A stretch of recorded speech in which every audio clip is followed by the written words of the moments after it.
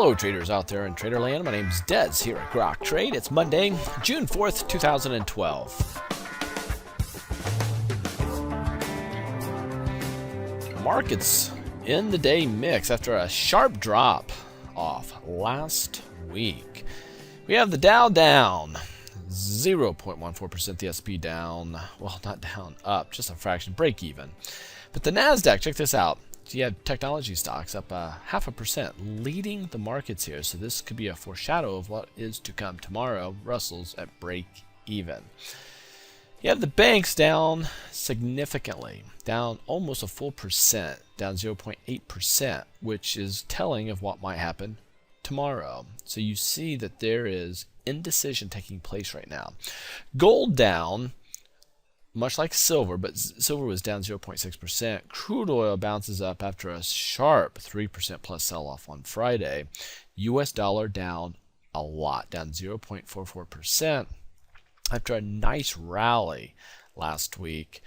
And that helped buoy the markets today, especially the end of the session, last 15 minutes or so.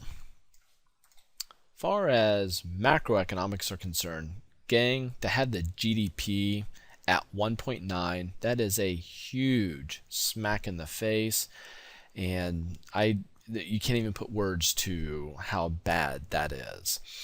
And then to have a tick up on the unemployment rate is grisly also. To have both of those happen at the same time doesn't surprise me that Friday was a 270-point sell-off, crash in the markets. I was gone.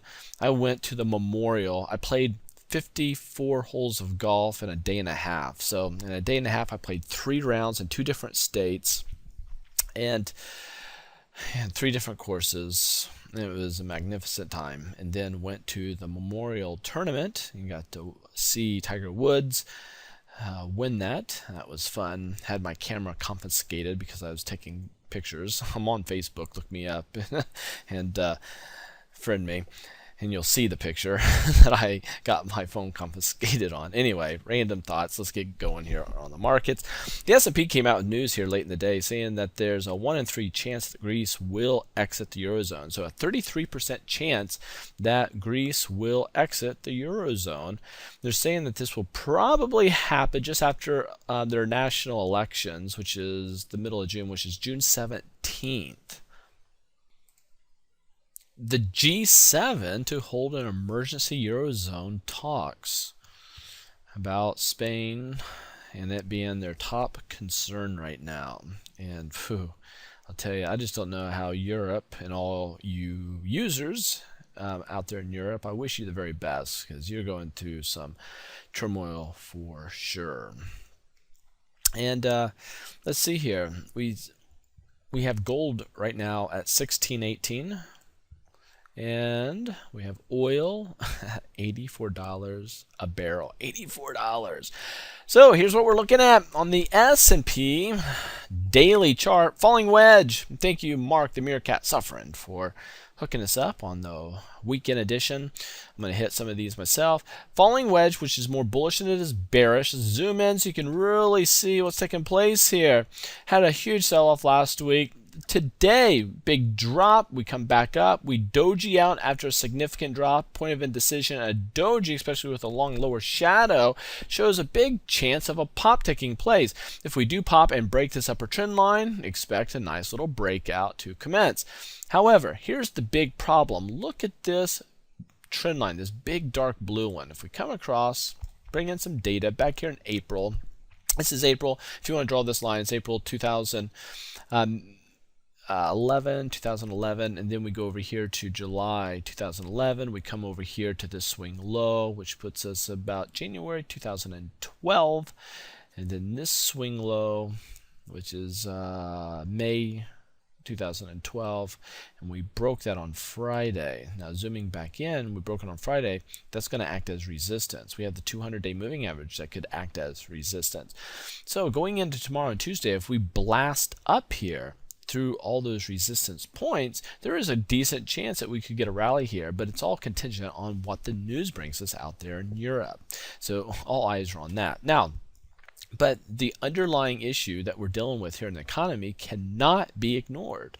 You have a very poor GDP and a decline taking place in employment. So the unemployment rate ticking higher is just really bad. Let's go to a weekly chart here. Weekly chart, we have this double top, M for Mer, big crash, and so far we're just starting the week, so we have this little doji, but we are below the 50-week moving average, but we've dropped down below this ginormous trend line that goes way back in time. Look at this line. It goes back here 2007, so let's follow this over. Now we are in 2000, this is April 2011. And then we are July right here, 2011. We bust through there. We had a doji and we cracked through. Started to act as some support right here. You can see that. And then we went down below it. So that's problematic. So even on the weekly chart, even if we pop up here, major resistance floating around this 1300 mark. 1300 is a big area. Now on the monthly chart, we have this same line coming across. We have this big pop. Okay, so that gives us this nice rising wedge, more bearish than it is bullish. We start to drop, so we're making lower highs, lower lows. And we're just getting the month started, but we're in trouble. We're below the 20-month moving average right now. We made a lower high, lower low, so we're going in the wrong direction on the monthly chart. If we come down here, we should find some support. If we don't, this rising wedge will break down.